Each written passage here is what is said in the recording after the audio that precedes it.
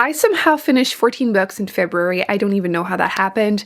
Let's talk about them because a lot are 4 and 5 stars. There's only one that I truly didn't care for and one that was so-so. So let's talk about them. The first fiction book I finished was The Tiger's Daughter, which had been on my shelf for years and I had kind of forgotten about it. It is a fantasy with a sapphic romance, and the jar decided this month was the month, and I'm so glad it did because this was amazing. I'm rating this like a 4.25. The whole book is essentially a giant love letter written by the one of the two that doesn't speak a lot, so it means so much more. It took me way too long to click that, wait, if she's writing to her their life story, their romance, it means that right now they're not together. So I was waiting for, you know, things to go crazy. These two girls are in each other's life because their mothers were very close. They saved the world. They protected the nations from these demons and made this wall of flower in the north. But they can be together right now because one of them is kind of the queen of her people, although now she's not allowed to say that because the other one is the sister of the emperor. So they have to ally themselves, and their daughters will be the ones that we're following in the story. And yes, they have to be in each other's life. It's fated, and this was great. I highly recommend it if you haven't picked it up. This is technically the first book in a trilogy, but you can read it as a standalone, and that's what I'm planning on doing. Just because of the way it ends, because it doesn't sound like it's going to be as good as this one, so I'm considering it one and done. It was great. I read a ridiculous amount of nonfiction this month. I don't even know how it happened. I feel like the world is a mess, so I just read nonfiction. So Walkable City, How Downtown Can Save America One Step at a Time. Even though it seems to be US-centric, it actually talks about a lot of different countries, so I do recommend it. It's pretty much what it says. It starts by talking a lot about the rules about streets and towns, which I thought would be boring, but it really wasn't. And then the last 100 pages, which is why I recommend getting the 10-year edition, he adds like a last 100 pages that is just the update 10 years later, things that he thinks he forgot to mention, which yes, and then adjustments and things that have changed over time. So I learned a lot more than I thought about streets, but in an interesting way. Like, I look at my own city and I feel like some simple changes could make it so much more walkable. For example, one thing that I didn't know is that streets are made to be as safe as possible to drive as fast as possible. So if the street is meant to be driven at 30, I'm not going to add anything because US, Canada, we're not the same. And the speed is 30. The engineers, people that plan it, will plan it for it to be safe for 50. So people drive it to 50. But studies are now showing that actually if you make it unsafe to drive to 50, people will slow down. So things like that. I've definitely learned a lot and it was worth it. Also, this has to be one of the floppiest book I've ever owned, which made it so much more fun to read. We don't talk about this enough, okay? This was great. Also, 4 star. Okay, the next one I picked because the topic was really interesting. The Living Medicine, How a Life-Saving Cure Was Nearly Lost and Why It Will Rescue Us When Antibiotics Fail. So you've probably heard that antibiotics are becoming less and less effective. A lot of bacteria are now resistant to them, and it's because of a lot of factors, including us. And this is the history of biophages, which are viruses that eat bacterias. So the book is basically a biography of the people that discover biophages and some of the more recent research and how it's finally possibly becoming the next step to save us from, again, antibiotics failing. I do have to say that the way it was written was a little funny. I picked this up randomly at a library sale, so I had I didn't pick, you know, the biggest book on the topic or something, but I need to read something because it was making me laugh.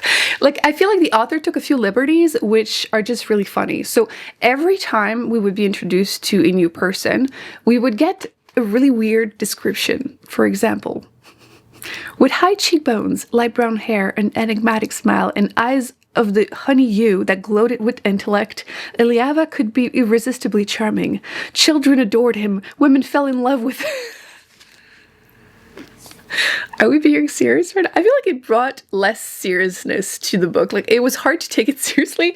So you get this whole paragraph, okay? And then the biography starts. What is this?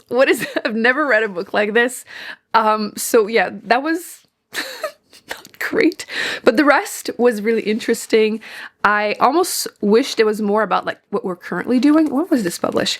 But to be fair, we get a little bit, 2024. So yeah, it is recent. And frankly, if I wanted to know more technically about the current uses of biophages, I could have looked that up. But yeah, I just picked it up randomly because it seemed interesting, and it was. But yeah, a few liberties, which looking back are funny, but in the moment it was really hard to take the book seriously. But I still enjoyed it, and I would give it, like, running up a 4. I'll run it up to a 4. So very interesting topic.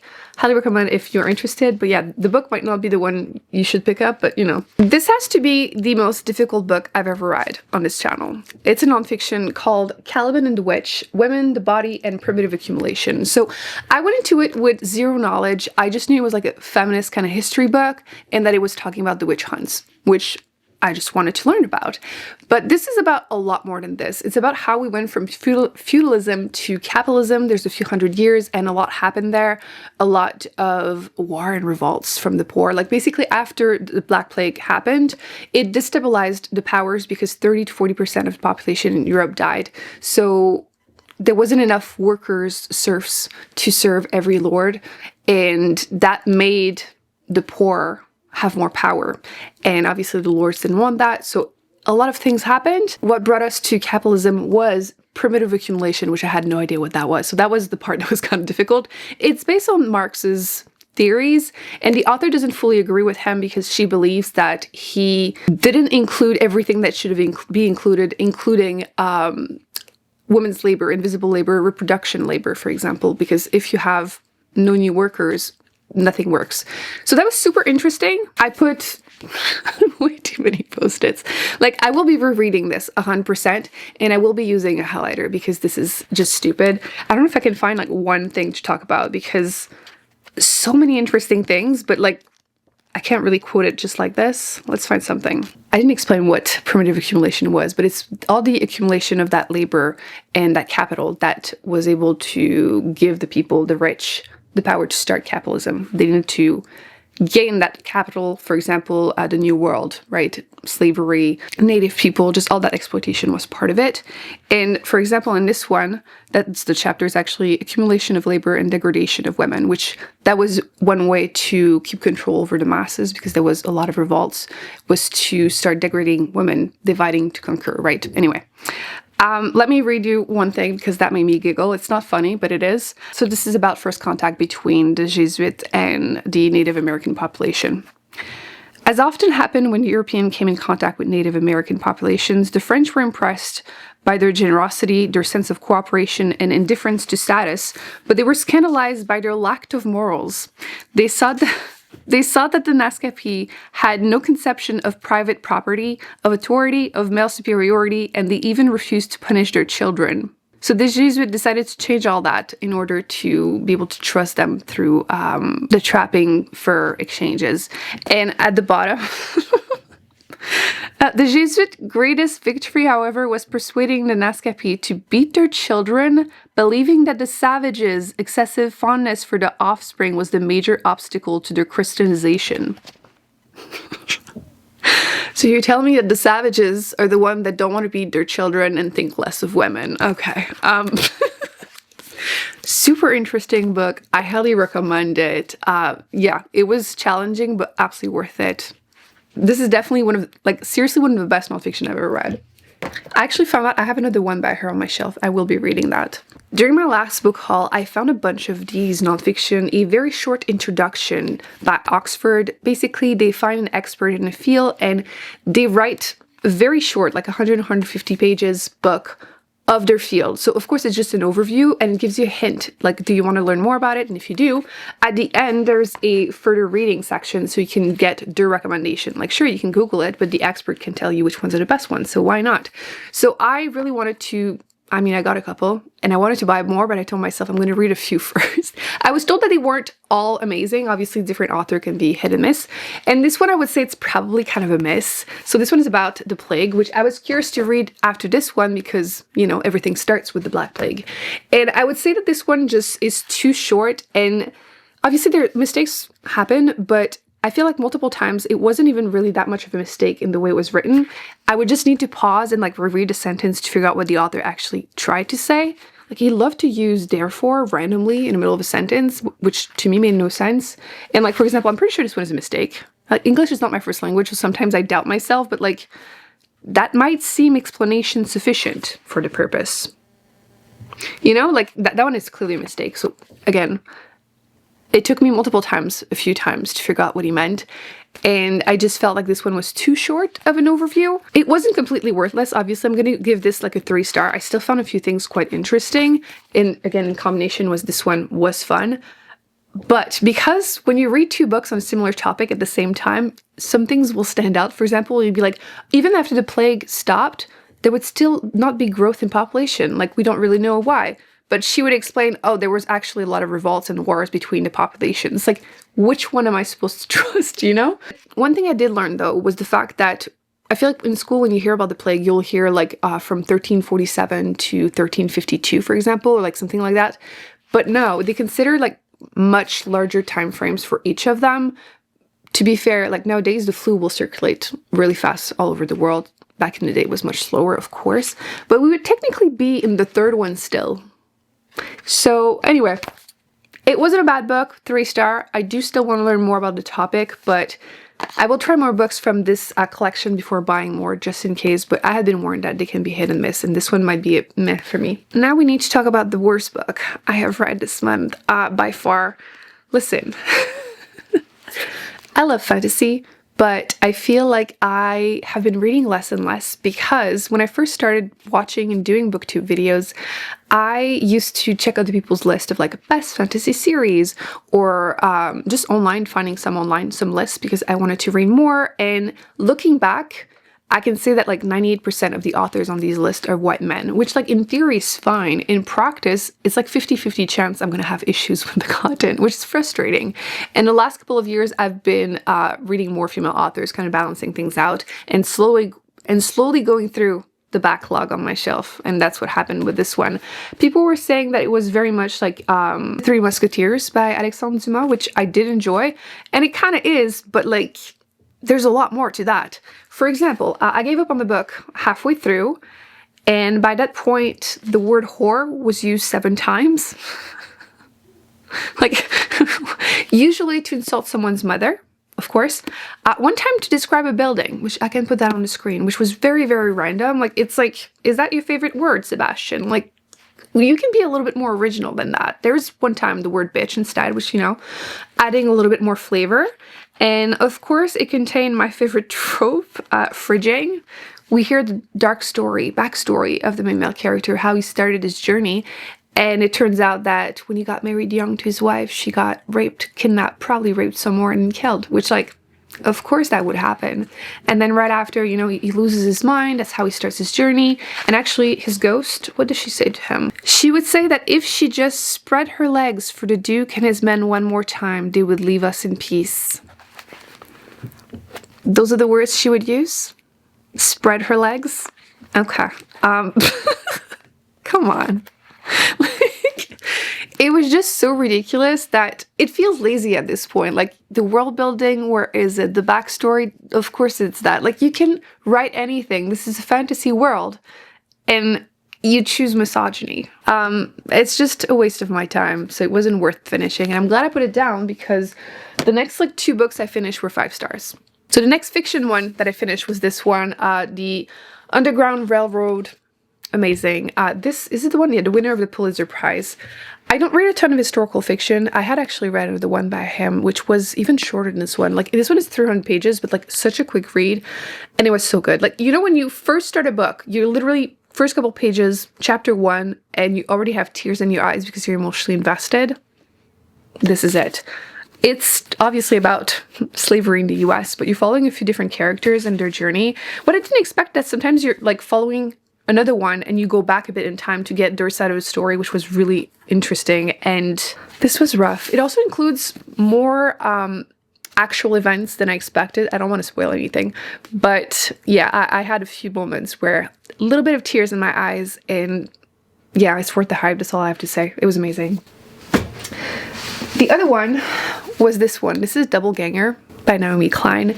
This whole video could be about this. I could talk about this for an hour. This was another of the most interesting nonfiction I've ever read.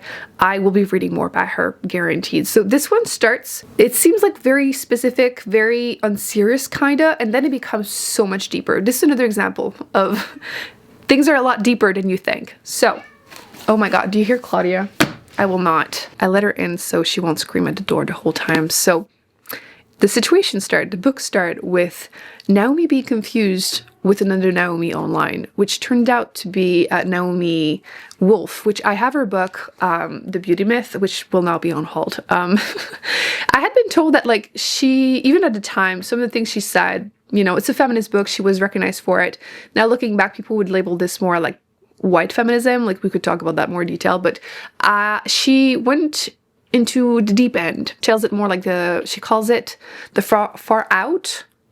You know, you'll see sometimes people that are like kind of leftist, but the last couple of years they've become more anti-vax, these kind of things, and they've allied themselves recently to far right people. She calls that diagonal allyships. And Naomi, that's basically what happened. We learned that she kind of was embarrassed publicly one too many times, and then she started doing podcasts with far rights, and it doesn't make sense with her brand because she's perceives herself as being feminist, as being like a Democrat, and she's Jewish, and then she's talking to Yahtzees, you know?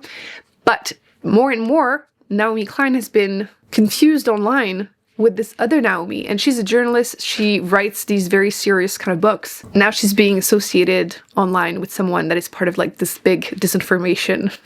So it starts with that confusion and how deeper it gets, and we talk about conspiracy theory, anti-vax with wellness influencer, the divisive politics of identity, climate crisis. It goes deeper and deeper and deeper, and it was so interesting because again, the conspiracy theory that the other Naomi, which is how she calls her, was associated with at first are very serious. Like, what was it? That NASA was creating these weird clouds to spread aluminum and cause dementia. When you hear that, like, I don't take you seriously. It's not that big of a deal because, like, it's so crazy that it doesn't make sense. But then you realize that sometimes they go into other ones that there's a hint of truth there, but their conclusion is wrong. Like, they will believe these things and then the answer would be like, well, it's capitalism or it's racism. But no, they switch it so that they are the victim, and it happened a lot during COVID when it first started, which is what most of the book, the timeline follows, like 2022, 2022, 3, when the book is published. And actually, you know what? And let me find it because Naomi, the other Naomi, was trying to make herself the victim. And she would do those like sit-ins kind of to copy like civil rights movement. And she would tweet like, oh, because of the mandates for like vaccines and masks, which I'm not going to follow, I'm doing a sit-in in a restaurant and like they can call the police on me, and like super dramatic, which obviously none of this happened to her because it just didn't. Later, she would write that living in New York State during COVID had been as if we were all living under Jim Crow laws. You can't be serious, right? And she talks about, the author's Canadian, which I didn't know, and we had our own version of that. We had the Freedom Convoy. I don't know if you've heard of it. Even at one point, there was no more Band-Aid, like nothing, and they would still do this because...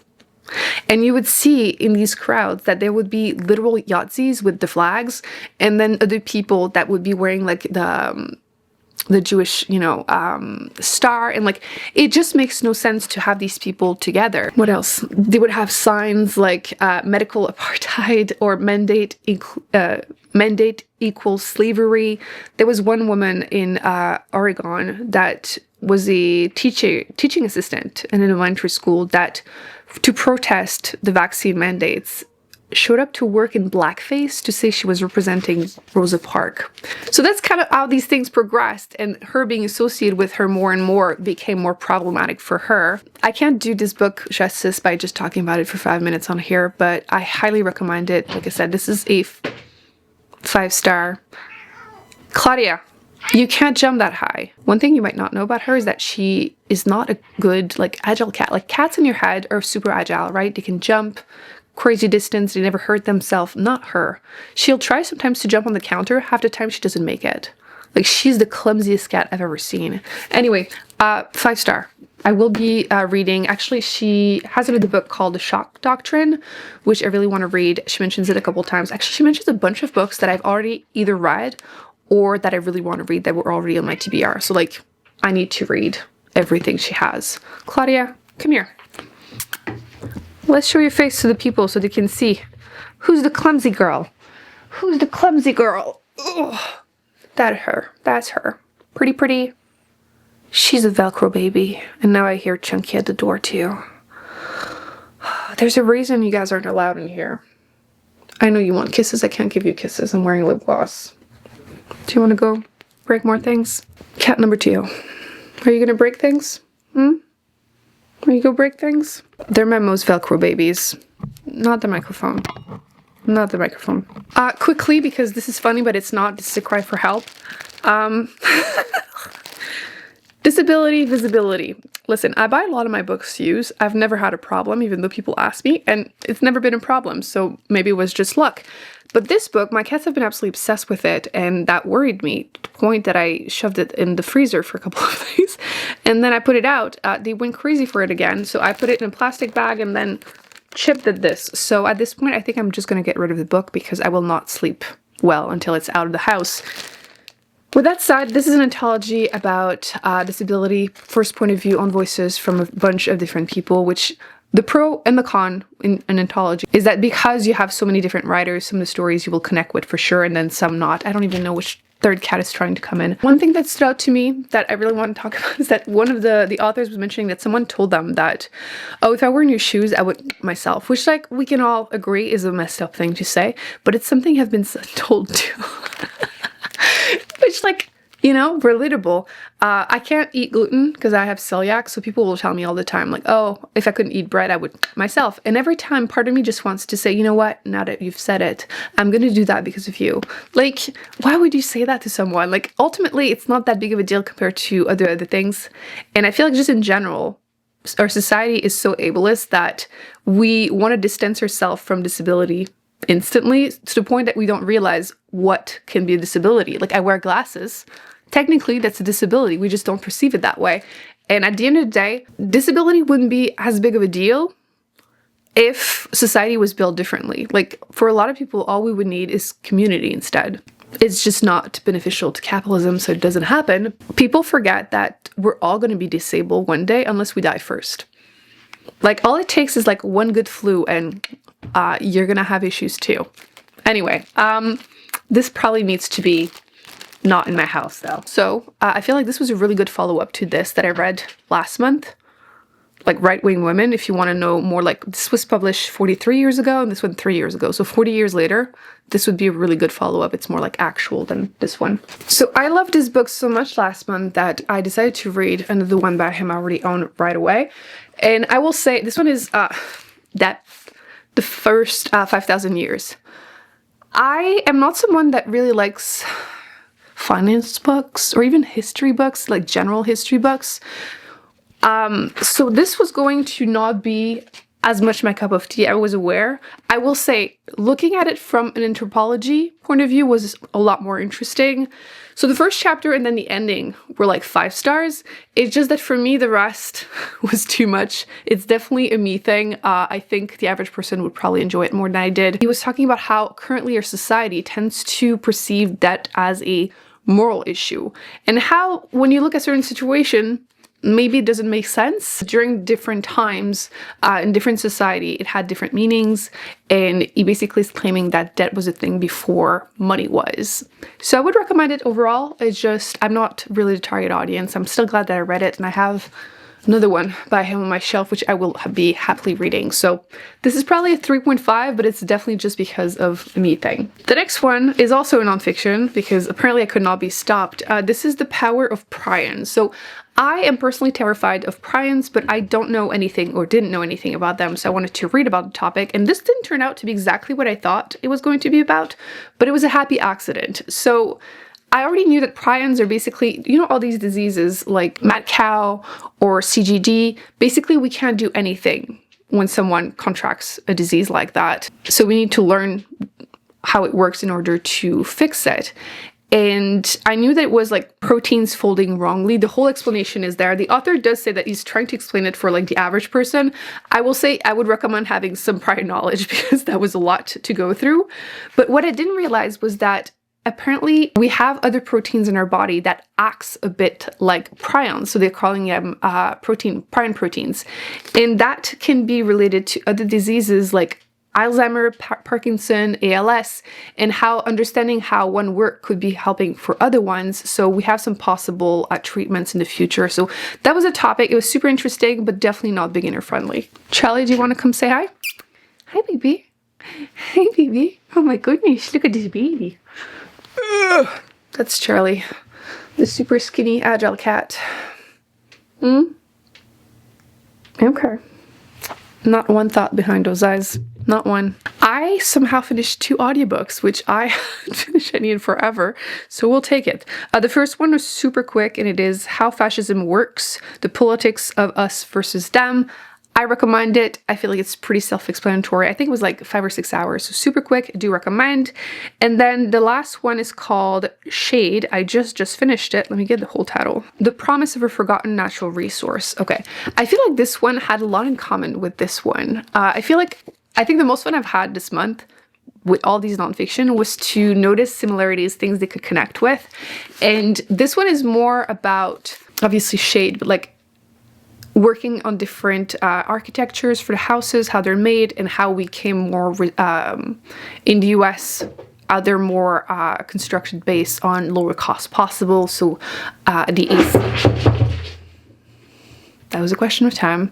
Instead of doing other things, now we use the AC and how we should change that in the future. There's also more workers' rights in here and a bit more like history of these things compared to this one, but they had a lot of similarities and I did overall enjoy both of them. So as you can see, I had a really good reading month in terms of the amount of books that I finished, in terms of how much I enjoy them. I feel like I'm finally learning to put down the ones that aren't working for me in order to find more that will. A lot of 5 and 4 stars, a lot of nonfiction. I don't know what's going on with me. I have read more in the last 2 months than I did the whole year last year.